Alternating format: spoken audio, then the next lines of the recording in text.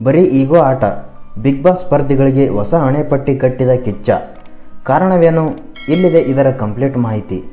ನೀವು ಚಾನಲ್ಗೆ ಹೊಸಬರಾಗಿದ್ದರೆ ಸಬ್ಸ್ಕ್ರೈಬ್ ಆಗಿ ಮತ್ತು ವಿಡಿಯೋ ಇಷ್ಟ ಆದರೆ ಲೈಕ್ ಮಾಡಿ. ಕನ್ನಡದ big reality show Bigg Boss season 10 ಯಶಸ್ವಿಯಾಗಿ 14ನೇ ವಾರಕ್ಕೆ ಎಂಟ್ರಿ ಕೊಟ್ಟಿದೆ.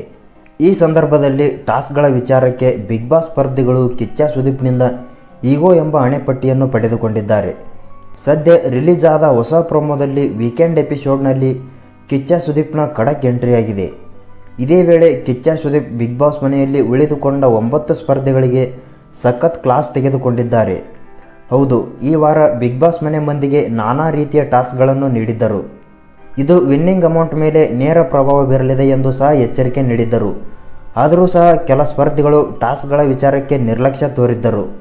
ಈ ಬಗ್ಗೆ ವೀಕೆಂಡ್ ಎಪಿಸೋಡ್ನಲ್ಲಿ ಕಿಚ್ಚ ಸುದೀಪ್ ಅವರು ಮಾತನಾಡಿದ್ದಾರೆ. ಇನ್ನು ತಮಗೆ ಸಿಕ್ಕ ಬೋರ್ಡ್ಗಳನ್ನು ಹಾಕಿಕೊಂಡು ಸ್ಪರ್ಧಿಗಳು ಸರಿಯಾದ ನಿರ್ಧಾರ ತೆಗೆದುಕೊಂಡಿಲ್ಲ ಎಂದು ಒಪ್ಪಿಕೊಂಡಿದ್ದಾರೆ. ಆಗ ಕಿಚ್ಚ ಸುದೀಪ್ ಈ ವಾರ ಮನೆಯಲ್ಲಿ ಕಾಣಿಸಿದ್ದು ಕೇವಲ ಅಹಂ ಮಾತ್ರ. ನನ್ನ ತಟ್ಟೆಯಲ್ಲಿ ಊಟ ಇಲ್ಲ ಅಂದರೂ ತೊಂದರೆ ಇಲ್ಲ, ಪಕ್ಕದವರು ಊಟ ಮಾಡಬಾರದು ಎಂಬಂತಿತ್ತು ಎಂದಿದ್ದಾರೆ ಸುದೀಪ್. ಸದ್ಯ ಬಿಗ್ ಬಾಸ್ ಮನೆಯಲ್ಲಿ ಒಟ್ಟು 9 ಜನ ಉಳಿದುಕೊಂಡಿದ್ದಾರೆ. ನಾಳೆ ಓರ್ವ ಸ್ಪರ್ಧಿ ಬಿಗ್ ಬಾಸ್ ಮನೆಯಿಂದ ಔಟ್ ಆಗಲಿದ್ದಾರೆ. ಯಾವ ಸ್ಪರ್ಧಿ ಬಿಗ್ ಬಾಸ್ ಮನೆಯಿಂದ ಆಚೆ ಬರಲಿದ್ದಾರೆ ಎಂದು ವೀಕ್ಷಕರಲ್ಲಿ ಕುತೂಹಲ ಮೂಡಿದೆ.